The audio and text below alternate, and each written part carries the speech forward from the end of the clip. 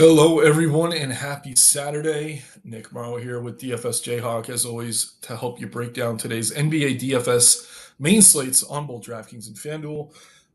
Don't adjust the dial. You are here at the right time. The slate locks in just one half an hour, so there will be no Discord today. We're going to stay live right up until lock. Only two games to break down, though. This is the semifinals for the NBA Cup. These teams have, I guess, a lot to play for. A few extra dollars in their pockets, a little bit of notoriety.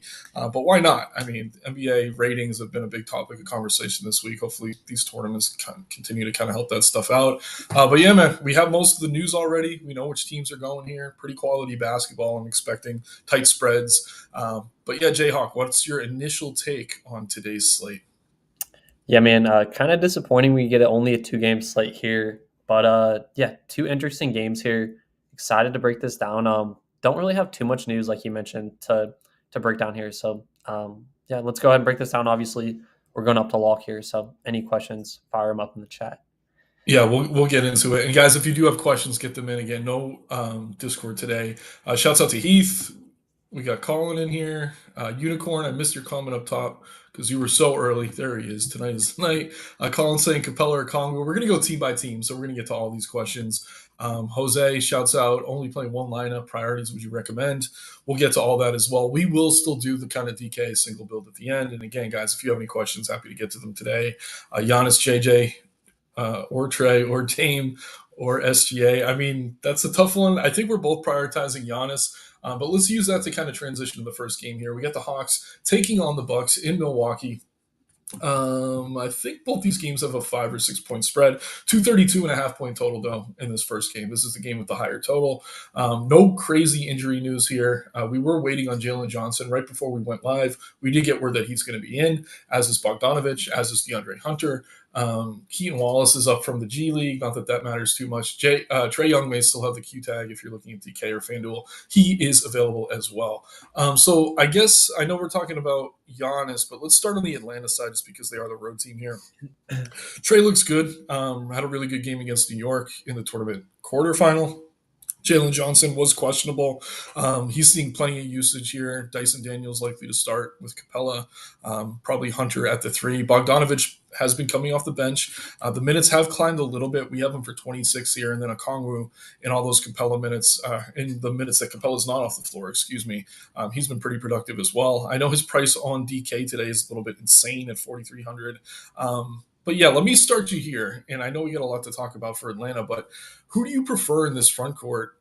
Is it Okongwu or is it Capella? I think both of them probably play 24 minutes here. But against a big team like this, where we know Portis has been getting extended run, they also have Lopez with Giannis. Maybe they could get these guys on the floor at the same time. I'm not so sure. Two-game slate. I think there's crazier things than just playing both centers. For me, I do slightly prefer a Kongwu, especially on DK, but that's going to be reflected in the ownership. But how about you, man? How are you handling this front court for Atlanta? Not the best matchup, but pretty high total. Yeah, so pretty much align with you here. I do much prefer Kongwu here. I haven't really played Capella much this year in general. So I think at his price, point per dollar, probably a Kongwu for me, like you mentioned. So probably there. And then for the rest of Atlanta here, Trey Young and Jalen Johnson.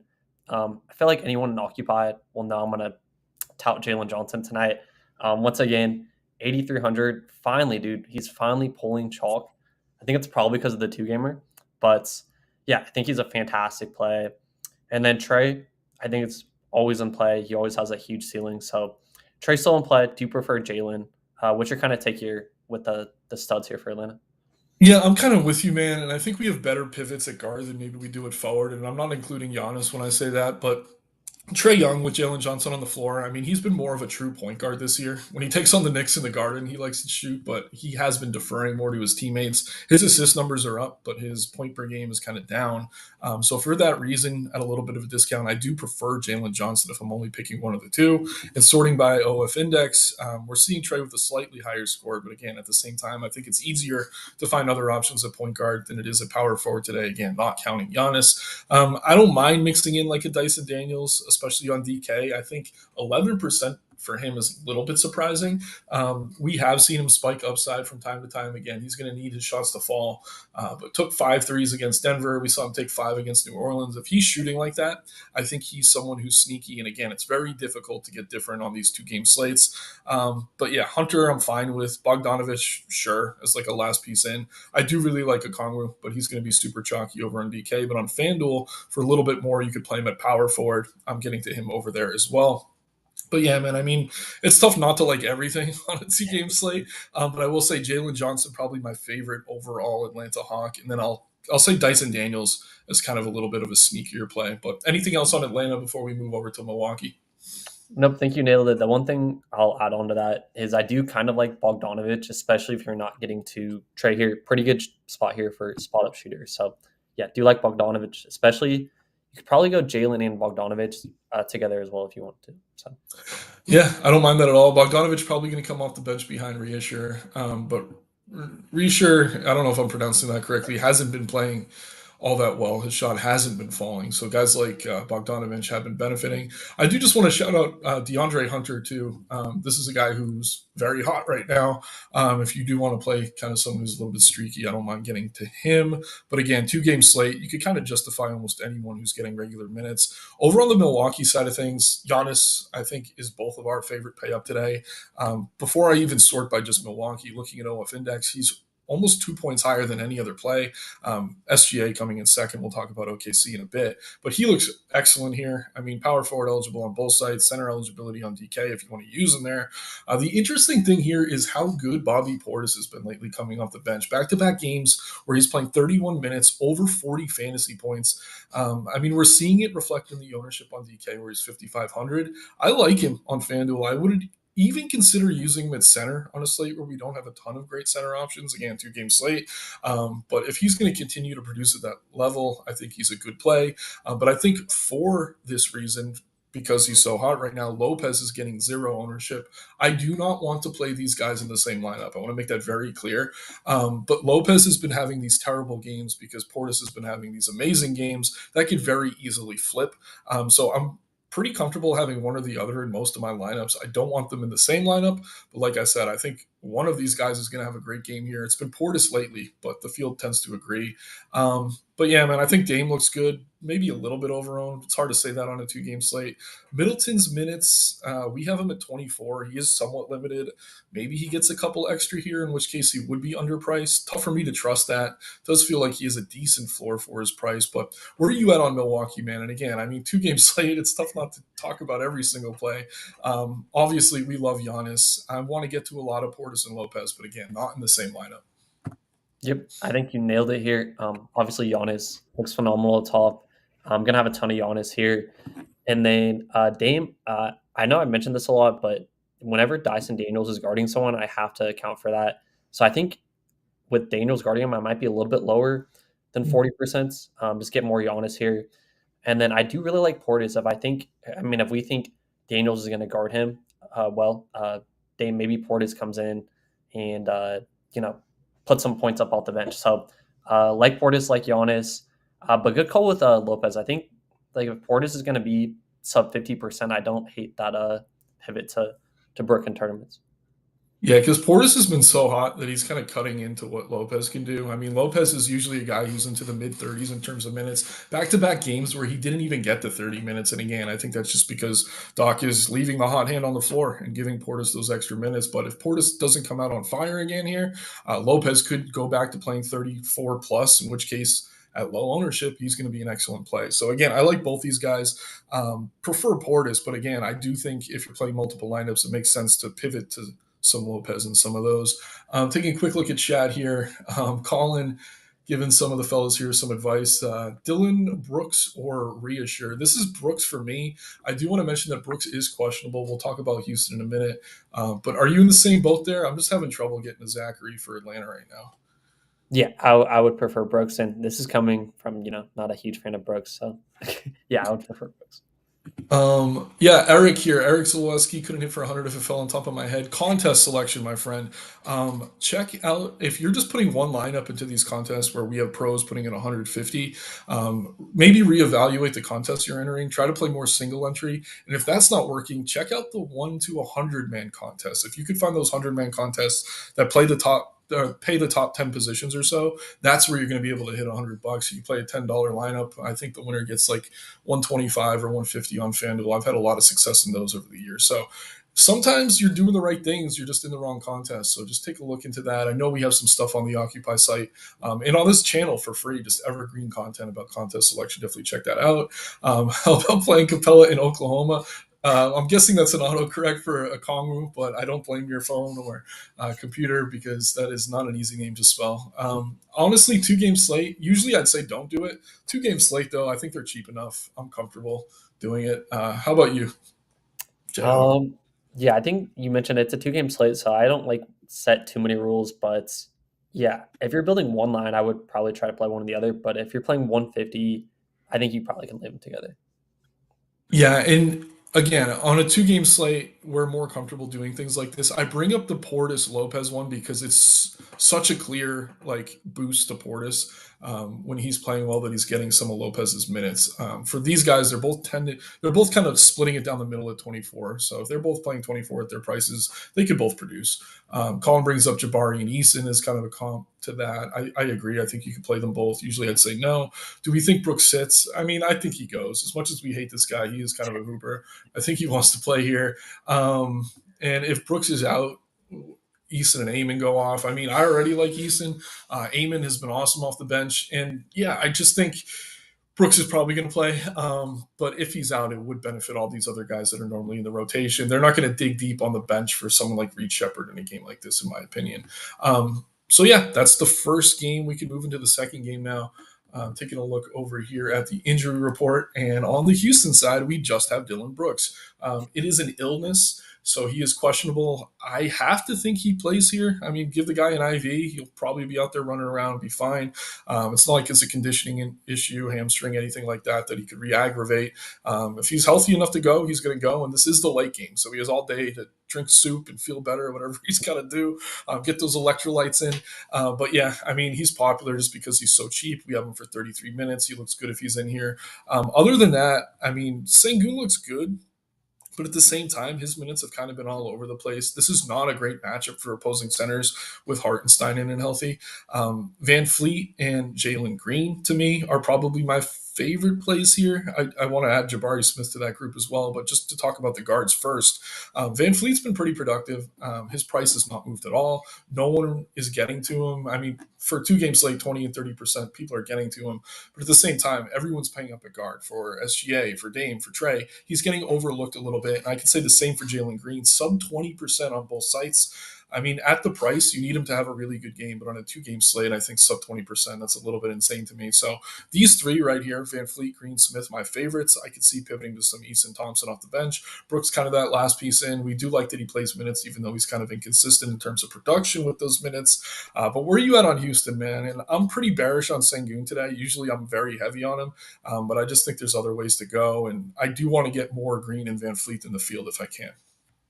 Yeah, so pretty much on the same page here. I've actually already taken Sengun's under points. I think this is a really tough spot for him against OKC. Nice. So yeah, don't love Sengun here.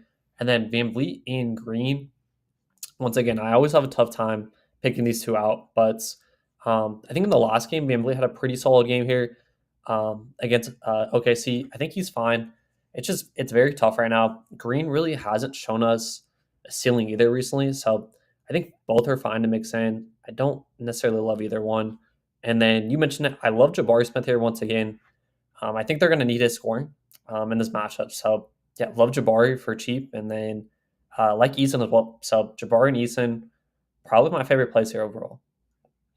Yeah, I think Jabari is the safest starting. Like you said, I do think they need his scoring. It is a little bit alarming when you look at his usage rate. I mean, 14-ish, 15% over the last few games, but he's still getting there. So if that usage gets I don't know, a little bit of an uptick. He takes a few extra shots. I mean, he's going to be at a really nice price for us pretty much in all formats. I mean, Eason is the pivot, probably not going to play as many minutes as Smith, but at the same time, super, super productive when he is on the floor.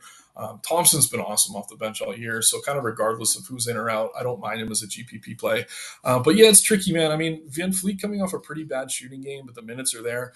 You mentioned his last game against OKC. I mean, he had a really, really good game against them. I don't know if we can expect that again. I think Dort was on green a lot of that game.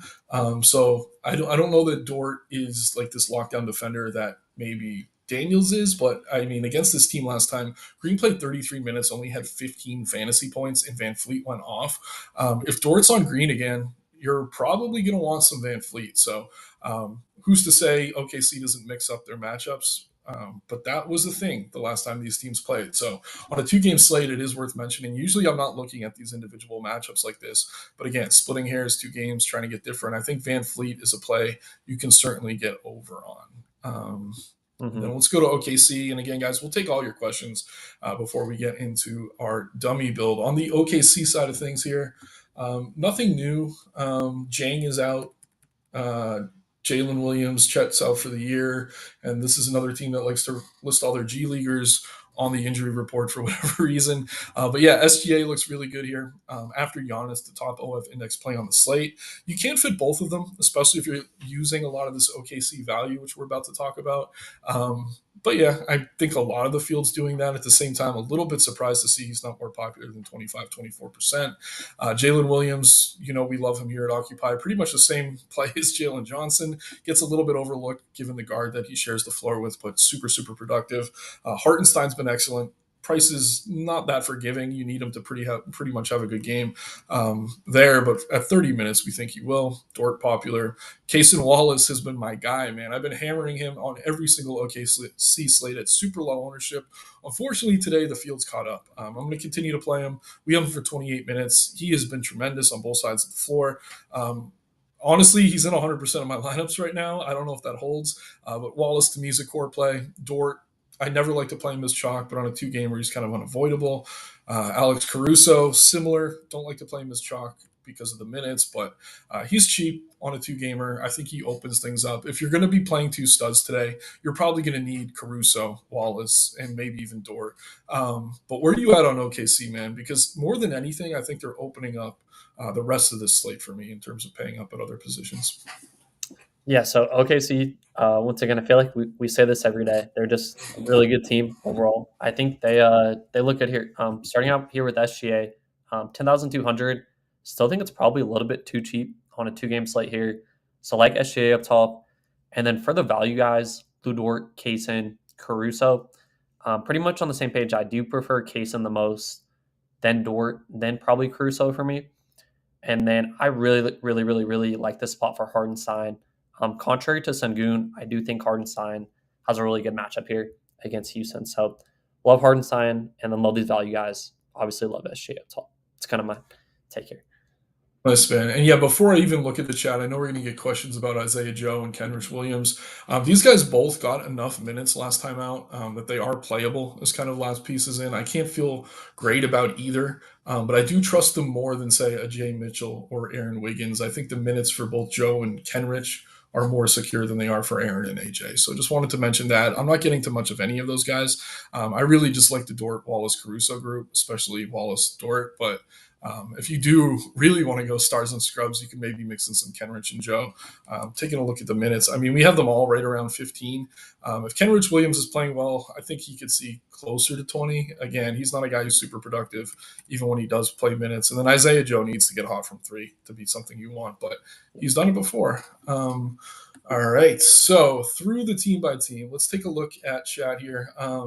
Any teams you would allow 4 players from? I mean, I don't know that there's a team I wouldn't. I do think OKC is the team I'm getting to the most, just because, again, I think the best value plays on this slate pretty much come from this team. If we're talking about Caruso, Wallace, Dort, and then if you're getting one of SGA, Hartenstein, Williams, you're right at 4. I think the other team where it's pretty easy to do is, I don't know. I think maybe only OKC I'm getting to 4. Do you see yourself getting to 4 players from any other team. I don't think it's crazy on a 2-gamer regardless, but I think OKC is the one team that I, just looking at my lineups, can already see that I am. Yeah, I was gonna say the same thing. I think OKC. The only other team I have probably like 2+ would be potentially Houston if for some reason Dylan Brooks would sit. But other than that, I think it's probably just OKC for me. Yeah, and I do want to say, I mean, Atlanta, if you're playing like Hunter Okongwu for value and you find yourself getting to maybe Trey Daniels or Jalen, like that's not crazy either. So, again, 2-game slate, usually these aren't things we're recommending. But I don't know. If one game goes really well for fantasy, one doesn't, doing these things that kind of go against conventional wisdom can actually help you climb a leaderboard. So, definitely not afraid of it tonight. Thoughts on Middleton? This is a good one. I think it's a good talking point.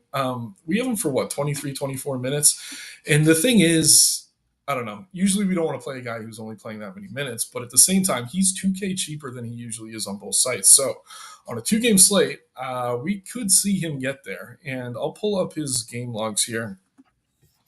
And again, I think we can't really project him for more minutes than he's been playing. Played 23 that first game back against Boston, 20 the last two. Say he plays 23 again, probably gets you 25 to 30 fantasy points in a good game. I mean, at 5K ish, I think it's okay. Like, if we're looking at what other plays we have in that price range, like, you're kind of hoping for the same. I think Portis is a higher ceiling. Capella, though, like, I don't know. I don't mind getting to Middleton over him. I think Middleton could easily outscore Dort. Jabari Smith, kind of a similar play with a higher ceiling, but he's in that group. And again, he's not going to have the minutes, so he's a little bit riskier. But at the same time, if you're looking at what else is in the 5K range, I don't think there's anything other than maybe Portis that's jumping out as like, this guy's going to outscore Middleton tonight. But what's your take on Middleton? Obviously, limited minutes, but the discounted price kind of keeps him in play for me. But it's a tricky spot for sure. Yeah, so Middleton, I think, is probably just fine. The one knock you mentioned it is his minutes should play around 23. It's really going to come down to him versus Portis for me. I think I probably still lean Portis, but he's still fine. I'd mix him in. He's not a guy I want to go, I think, crazy on though for ownership. Yeah, maybe some of those lineups where you're pivoting to Lopez, and like I said, I don't like the idea of pairing Lopez with Portis. Maybe you can pair him with Middleton, and yeah, Middleton close to hitting value at 5K, not quite there, but he hasn't really been taking threes. And you look at the matchups here: Orlando, Brooklyn, Boston. I know my Nets aren't great, but this matchup with Atlanta definitely the best for fantasy he's seen since he's been back. So there is some upside for him even in limited minutes. I don't think it's crazy to get there. Anyone we play over Brooke Lopez besides Hartenstein and Sengun? I'll say Portis, I think, is safer, as kind of weird as that sounds. And I don't know. Okongwu kind of projects similarly. So, yeah, for me, I think Portis. Let me just pull up centers here. I mean, if you want to consider Giannis the center. But yeah, Hartenstein probably my favorite center play tonight. Then Portis. Then maybe a Kongwu, but it is tricky. But Lopez is down the list. I just like him as a tournament play because no one is playing him. Yeah, I'm pretty much the same way. I would probably go Hardenstein, probably 1A. I'm going to say a Kongwu 2. I'm going to go, and then I do like the Lopez call. I'd run him in, obviously, non Portis builds, like you mentioned. Mm-hmm. Exactly. Alabama Jones, 4 Hawks, $3 too much on FanDuel. I'll just say no to that one. Again, 2-game slate. If you're stacking a game and this game goes off, this is the game with, I think, the 20-point higher total, too. I mean, if you are stacking a game, logically speaking, this would be the one to stack. Not in love with that many OKC value in one lineup. I get it. I just think point per dollar, they're kind of the most mispriced. And again, Caruso, the one I'd probably leave off. I think Wallace is maybe my favorite play on the board here. And I hate playing Dort as chalk, but he's been really productive lately. So it doesn't feel good to Eds, but it's just tough to find the pivots. Like, if you're looking for pivots, you're going to end up with like Gary Trent or more Dylan Brooks than you want to. It's more product of the slate than that we just love OKC. And that's a good transition to Prince's question here. What are your thoughts on Gary Trent? I'll let you start off with this one, Jayhawk. Yeah, so Gary Trent, just not really a guy I was getting to a ton of. You mentioned it. We have a ton of decent value across the slate here. Just don't love it. It is a good matchup, I guess, in theory for Trent, for shooters, but I don't know, man. I don't love it. Maybe you could take a stab in like 150, but not a guy I was really looking at too much. What do you think? Yeah, I mean, if you're playing 150 lineups, I think he's someone you mix in, maybe to lower some of the exposure to those OKC guys. But first few lineups, I wouldn't be getting there. Like, but he is capable. I mean, we have seen these games where he's 25 to 30 fantasy points at his price. If he's doing that, he's someone you're going to want. But at the same time, I just think it's a rare outcome for him. So I'd mix him in, just not something I'd be getting to over that OKC value or over some of the Houston value. But again, if you're someone who plays a bunch of lineups on a 2 game slate, certainly a player worthy of being in your player pool. Um, One more question, and then we'll do a quick dummy build. 5 minutes to lock, everyone. I already have my stuff in. Capella or Hunter? This is Hunter for me, just because he's on fire right now. Also, I know Milwaukee plays pretty quick, not the best defense, but front court defense for them, not the best spot for opposing centers. So I'm getting to more Hunter, even coming off the bench. Yep, I agree. Hunter for me, just because I have a bunch of it calling today too. So Yeah, and Quincy, I do think he has the higher ceiling too. If he gets hot, he could close, play a few extra minutes. All right, so let's do a quick dummy build here. Let's start with Giannis, right? We're yes, both sir. on that You got to train. get him in there. Case and Wallace, I think we agree. Yep. Yeah. Dort's unavoidable. I know you don't love Caruso, so you want to just keep Dort? Yeah. Door's fine. Yeah. Okay. Where are we going next? Ooh, let's go. Can we get Jalen in there? I know it's another forward, but I Which do one? love Jalen You have Johnson. okay. We have Yep. Johnson and Williams. That's why I say. Oh, okay. Yeah. Yeah. Yeah, but no, I like Jalen Johnson. That's a good play. Center for value. I mean, Okongwu is just too cheap on DK, in my opinion. I'd like to get to him. Yeah. 6K per player. We're in a decent range now. I don't know. Let's go back to Van Fleet and just Yep. hope Dort is glued to Jalen Green again. Love that. That leaves us with 5,400 for two positions. I mean, we have the Caruso play, or we go up to Dyson Daniels. That's what I mean. It's like I don't love Caruso, but he just makes everything work. So we go to him, then we get Hartenstein. Like this is an amazing lineup in That's my an amazing opinion. lineup. This might be one of the ones I built on DK. Not gonna lie. But yeah, there's nothing here I don't like. Like, and you can make pivots. But yeah, I think this is a really good spot to be.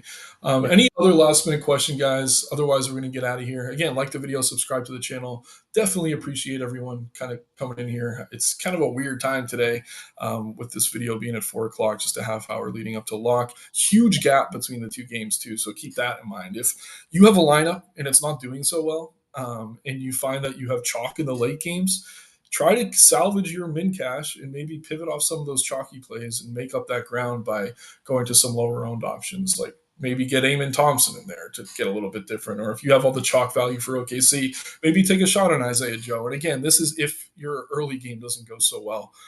There is a lot of strategy that goes into late swap beyond just putting in the best plays. So keep that in mind as well, especially in larger field tournaments. Jayhawk, any last thoughts or words on this slate? Again, NBA Cup semifinals. Should be some competitive basketball at the very least.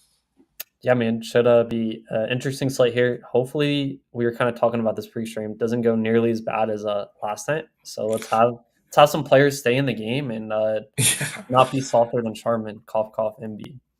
Yeah, last night I was telling Jayhawk I had a ton of Chris Paul on FanDuel after we got word that Murray was in because we couldn't play Russ. I know he was heavy on Bede.